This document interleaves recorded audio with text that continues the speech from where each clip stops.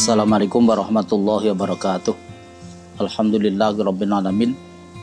Wassalatu wassalamu ala asyrafil anbiya'i wal mursalin wa ala alihi wa ashabihi ajma'in, amma ba'd.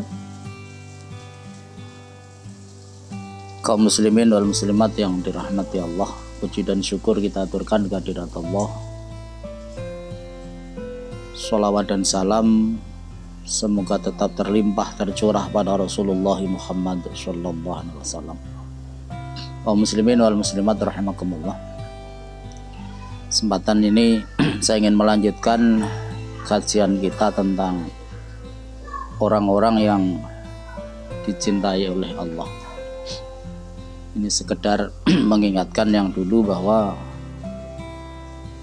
ketika kita termasuk orang yang dicintai oleh Allah, maka nanti kita ini akan termasuk orang yang dosa-dosa kita ini diampuni oleh Allah Subhanahu wa ta'ala.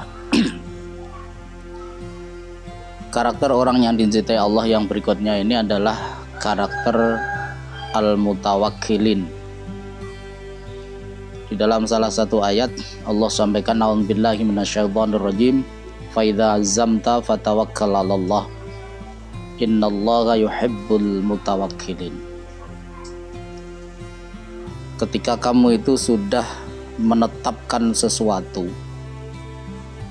artinya kita ini melalui sebuah proses, kemudian kita berazam, kita ini sudah memutuskan untuk melakukan sesuatu, maka kemudian fatawakkal 'alallah, maka wakilkanlah urusan yang telah kamu lakukan itu kepada Allah. Ditawakal itu artinya kita ini menyerahkan sesuatu. Kalau 'alallah berarti ya kita serahkan kepada Allah Subhanahu wa ta'ala tetapi melalui sebuah proses ya kita berikhtiar terlebih dahulu. Kaum muslimin wal muslimat rahimakumullah. Ayat yang berbicara tentang tawakal ini, kalau kita fahami secara mendalam begitu, maka sesungguhnya kata tawakal yang berasal dari kata wakala atau mewakilkan begitu, pada dasarnya kita ini bisa mewakilkan sesuatu itu kepada dua sisi. Yang pertama, mewakilkan sesuatu itu kepada sesama manusia, dan yang kedua ini mewakilkan sesuatu kepada Allah Subhanahu wa ta'ala. Tetapi yang dikehendaki dengan istilah tawakal di sini adalah tawakal kepada Allah, atau menyerahkan urusan kita ini kepada Allah Subhanahu wa ta'ala.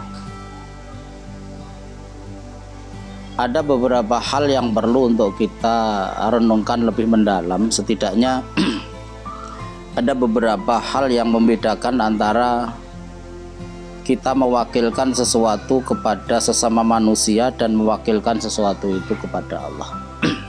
Nanti ini bisa menjadi bahan perenungan kita. Kalau mewakilkan sesuatu kepada manusia itu seperti ini, kalau mewakilkan sesuatu kepada Allah itu nanti begini. Tetapi yang dikehendaki sebetulnya nanti adalah kita mewakilkan kepada Allah. Yang pertama, ketika kita ini mewakilkan sesuatu kepada orang lain, ini biasanya yang menjadi wakil yang kita serai untuk melaksanakan tugas kita itu biasanya, walaupun tidak selaras kesemuanya, yang kita harapkan untuk mewakili kita ini adalah orang yang derajatnya dari sisi kemanusiaan ini biasanya lebih rendah dari kita. Jadi kalau misalnya ada seseorang yang tugasnya diwakilkan kepada orang lain, ada pejabat begitu, maka yang mewakili ini yang lebih rendah. Tidak boleh mewakilkan sebuah urusan kepada pejabat yang di atasnya. Ini. Nah, ketika kita ini mewakilkan satu kepada Allah, sesungguhnya kita ini mewakilkan kepada zat yang maha tinggi. Jadi bukan seperti ketika kita ini mewakilkan sesuatu kepada sesama manusia, tapi kita harus punya keyakinan bahwa kita ini sedang mewakilkan urusan kita ini kepada zat yang maha tinggi, dan itu adalah Allah Subhanahu wa Ta'ala. Sehingga nanti kita berpikirnya itu jangan dibandingkan antara kita mewakilkan suatu kepada manusia dengan mewakilkan suatu kepada Allah. Ini yang pertama. Kemudian yang kedua, orang yang menjadi wakil kita itu biasanya ilmunya ya sebanding lah dengan kita, pengetahuannya itu sebanding dengan kita, dan itu terbatas. Tetapi ketika kita mewakilkan sesuatu kepada Allah, maka keluasan ilmu Allah itu akan tahu persis tentang diri kita ini. Tidak seperti ketika kita ini mewakilkan sesuatu kepada sesama manusia, yang mungkin bahkan ada kemungkinan ilmunya itu juga di bawah kita. Tetapi ingat, ketika ini kita mewakilkan sesuatu kepada Allah, maka yang menjadi wakil kita, yang dimana urusan kita ini kita wakilkan kepadanya, ini adalah zat yang maha tahu. Maka nanti ketika kita ini mewakilkan urusan kita kepada Allah, kemudian ternyata ini hasilnya nanti tidak sesuai dengan yang kita inginkan, maka kita ini tidak boleh lantas menyalahkan Allah, tidak boleh kita ini kemudian menyesal kenapa itu saya pasrahkan kepada Allah. Tetapi justru kita ini harus yakin bahwa apa yang diputuskan Allah ketika mewakili kita itu adalah yang terbaik bagi kita. Jadi pilihan Allah walaupun mungkin tidak sesuai dengan yang kita inginkan, tapi pilihan Allah itu adalah sesuatu yang terbaik bagi kita. Kemudian yang ketiga, ketika kita ini mewakilkan sesuatu kepada sesama manusia, maka ada kemungkinan yang mewakili kita ini, non sewu dalam tanda kutip begitu, mungkin mengkhianati kita. Jadi peluang itu ada, kemungkinan itu ada. Tetapi ketika kita ini mewakilkan urusan kita kepada Allah, tidak mungkin Allah itu akan mengkhianati kita. Pasti Allah itu akan memilihkan sesuatu yang terbaik. Ini harus kita sadari tempatnya di sini. Memang ini bukan sesuatu yang mudah ketika kita ini menyatakan diri saya tawakal kepada Allah, maka nanti konsekuensinya harus seperti itu. Jadi apapun yang kemudian Allah tetapkan untuk kita karena kita sudah mewakilkan sesuatu kepada Allah, nah disitulah kita nanti akan menerima itu sebagai pilihan yang terbaik.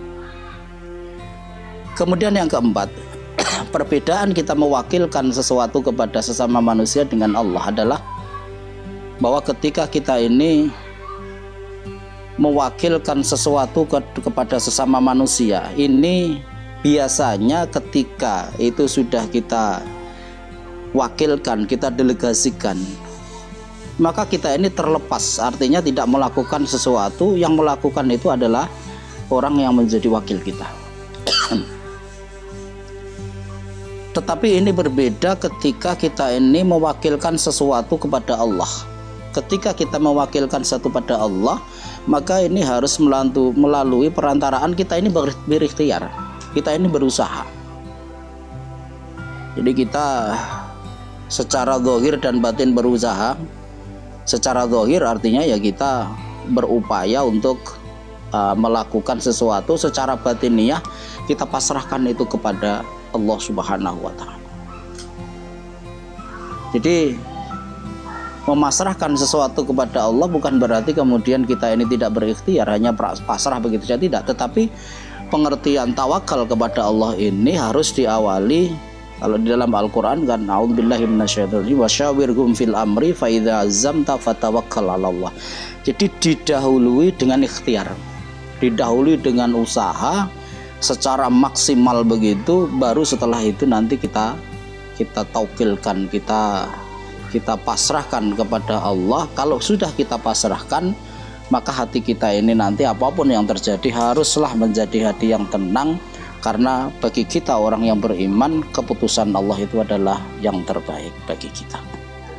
Maka ketika kita bisa seperti itu, kaum muslimin dan muslimat, maka kita akan dicintai oleh Allah.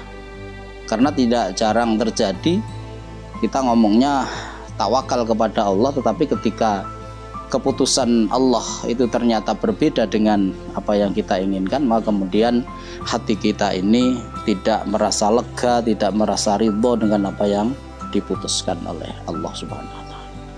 Oleh karena itu, ketika posisi kita itu seperti itu, usaha kemudian kita ini bertawakal kepada Allah, kemudian kita terima apapun yang menjadi keputusan Allah, maka Allah Subhanahu wa Ta'ala mencintai kepada orang-orang yang seperti itu. Mudah-mudahan ada manfaatnya.